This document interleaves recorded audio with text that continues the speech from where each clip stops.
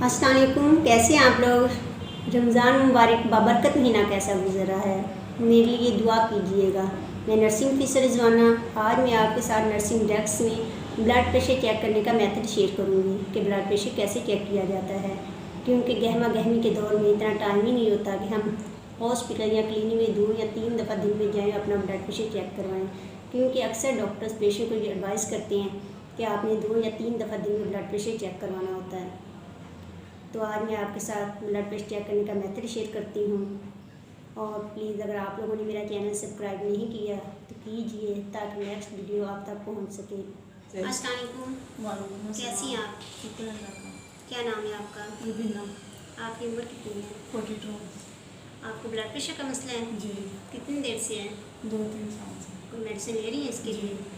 अच्छा, blood pressure आपका high होता है कि लो होता है? कभी हाई होता है, कभी लो। कभी लो हो जाता है। चलिए मैं आपका ब्लड प्रेशर भी चेक करती हूँ, फिर आपको बताती हूँ कि आपका ब्लड प्रेशर हाई है कि लो है।